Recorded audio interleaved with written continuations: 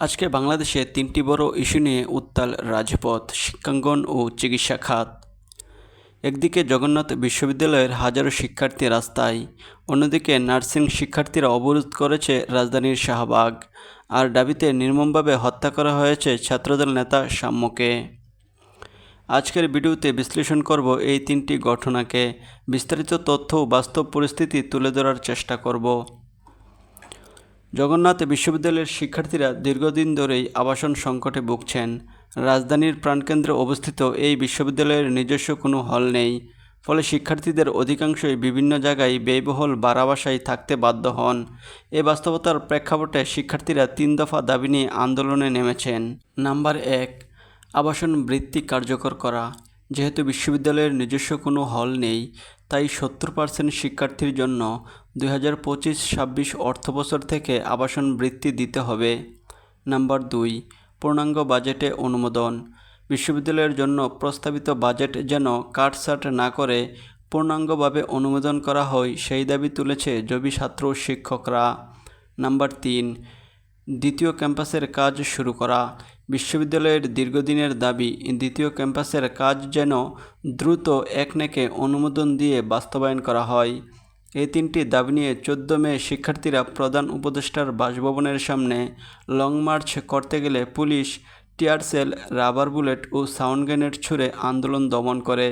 এতে শতাধিক শিক্ষক শিক্ষার্থী আহত হন। শিক্ষার্থীরা ঘোষণা দিয়েছেন, দাবি আদায় না হওয়া পর্যন্ত তারা আন্দোলন চালিয়ে যাবেন। অন্যদিকে সারা বাংলাদেশের নার্সিং শিক্ষার্থীরা শাহবাগ অবরোধ করে আন্দোলন করছেন। ঢাকা, চট্টগ্রাম, রাজশাহী সহ দেশের বিভিন্ন জায়গা থেকে আসা ডিপ্লোমা ইন নার্সিং এবং মিডওয়ারফারি শিক্ষার্থীরা শাহবাগে অবস্থান নিয়ে আন্দোলন করছেন। তাদের মূল দাবি, ডিপ্লোমা ইন নার্সিং কোর্সকে ব্যাচেলর ডিগ্রির সমমান দিতে হবে। সরকারি নীতিমালায় বলা হয়েছে, ডিপ্লোমা কোর্সধারীদের ডিগ্রির সমমান দেওয়া হবে না।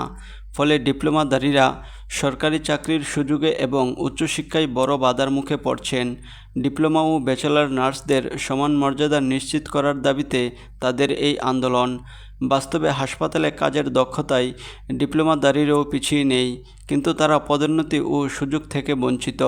তবে তাদের আন্দোলনের তীব্র যানজট সৃষ্টি হয়েছে রাজধানীর কেন্দ্রে। হাসপাতাল ও অফিসগামী মানুষের ভোগান্তি চরমে। শিক্ষার্থীরা বলছেন, এই কষ্ট এখন না দিলে সারা জীবন তাদের ভবিষ্যৎ অন্ধকার থাকবে। রাজধানীর সোহরাওয়ার্দীতে ছাত্রদল নেতা সাম্য হত্যাকাণ্ড নিয়ে উত্তাল প্রাচ্যের অক্সফোর্ড দাবি। শাহরিয়ার আলম সাম্য ঢাকা বিশ্ববিদ্যালয়ের সমাজবিজ্ঞান বিভাগের শিক্ষার্থী ও ছাত্রদল নেতা। তিনি রাজনৈতিকভাবে সক্রিয় ছিলেন এবং বৈষম্যবিরোধী আন্দোলনসহ বিভিন্ন কর্মসূচির সামনের সারিতে থাকতেন। 9 মে রাতে তাকে ঢাকা বিশ্ববিদ্যালয়ের মধুর ক্যান্টিন সংলগ্ন সোহরাওয়ার্দী উদ্যান এলাকায় ছুরি দিয়ে আঘাত করা হয়। পরে হাসপাতালে নেওয়া হলে তার মৃত্যু হয়। এ ঘটনার 4 দিনের মাথায় পুলিশ 3 জনকে গ্রেফতার করে, যাদের মধ্যে একজন ডাবিরি ছাত্র বলে জানা গেছে। হত্যার পেছনে রাজনৈতিক বিরোধ এবং ব্যক্তিগত শত্রুতা উভয় দিক তদন্ত করছে প্রশাসন। এ ঘটনায় ছাত্রছাত্রীরা সাম্য হত্যার বিচার চেয়ে ঢাকা বিশ্ববিদ্যালয় ও সারা দেশে বিক্ষোভ মিছিল করছে। সাম্যের পরিবার ও সহপাঠীরা বলছে, এই হত্যাকাণ্ড পরিকল্পিত এবং এর পেছনে প্রভাবশালী কেউ থাকতে পারে।